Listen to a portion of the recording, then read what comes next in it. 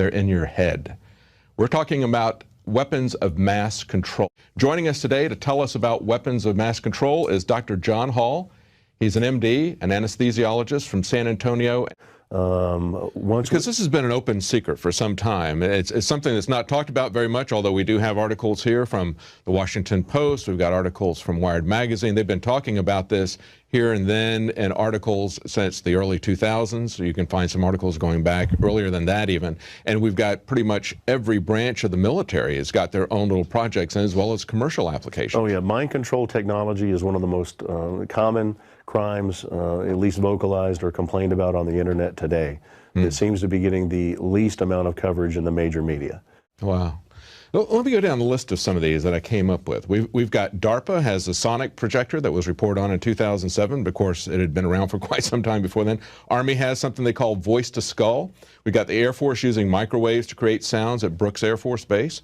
We've got the Marine Corps with their Medusa project. We've got the State Department, as reported by the Washington Post in 2005, working on voices implanted in people's heads. We've got a couple of companies, one that has patented something called hypersound. That's American Technologies. Has also got Holosonic Research Labs, also has a patented version. So the military-industrial complex has been all over this. When you see something this wide, this is not just one little research project from one organization. And this is something that 5, 10 years ago, it was being reported on in even mainstream press like the Washington Post, and yet nobody knows about this. Well, the people who follow the internet pretty closely, and certainly the victims of this technology, know about it. But you're right, there's been a lot of research done into how to put voices into one's head. It was found long ago that if you can put a voice into someone's head, you can do several things. If I put a voice that's foreign to your normal thought pattern in your head, that becomes harassment. And the harassment over time will make you display signs of schizophrenia. When you go and tell people that you're hearing voices, we've been patterned to turnkey see that as schizophrenia and not even look to see if there's a legitimate source for it. If I put a voice in your head that's in your voice, and if you pattern a thought, like I tell some of these victims, when you read a book, you're actually hearing your own voice in your head as you read. If I put that voice in your head, then that becomes a thought. Wow. And you'll act on those thoughts, and that's how they think that some of this is being used for subliminal control. Wow. And that was used in the field of battle. The Voice of God weapon, which is actually called SQUAD, or Silent Sound Spread Spectrum, was used in the first Operation Desert Storm. That was one of those scenarios where 1,500 Iraqi soldiers disassembled their weapons, got to their knees, and surrendered to 150 Marines who didn't have enough slip ties to tie them all together, because, and this was admitted, that they used SQUAD to put the voice of Allah in their heads to tell them to surrender. Wow. Well, it's always like any technology. It can be used for good or it can be used for evil. I don't know if there's any good use for putting voices in people's heads, but certainly what this reveals is the dark side of people that are involved in this connection. Now, talk to us about how you distinguish between something that is artificially being beamed in, voices being beamed into you with this technology, versus somebody who really is schizophrenic. I'm glad you asked that, because I especially being a medical doctor, I don't want to come across as everybody hearing voices is being victimized by technology. Certainly schizophrenia exists.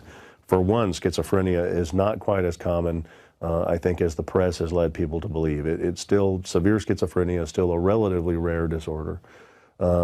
Most of the victims that I've worked with can pinpoint the day that they started hearing voices and the day that they noticed organized stalking, people following them around from their home to work.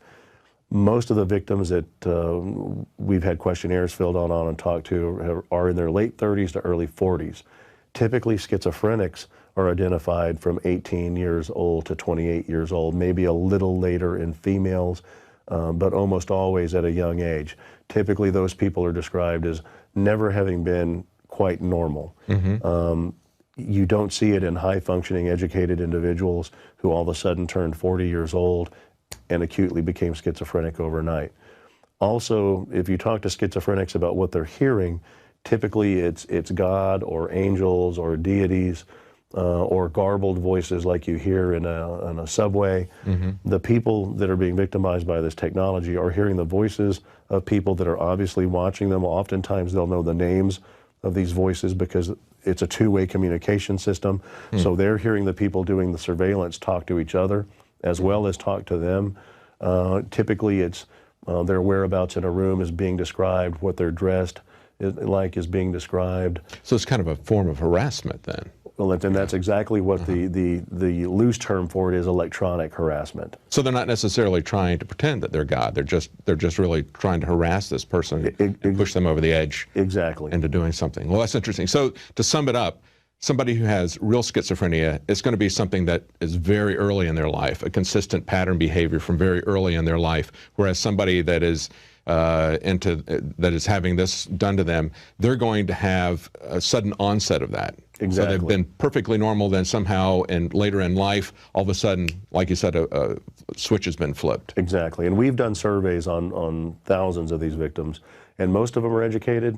A lot of them are doctors and lawyers, educated people that were high functioning, that were successful in their careers, and one day started hearing voices, started being stalked, and watched their lives spiral downhill after that.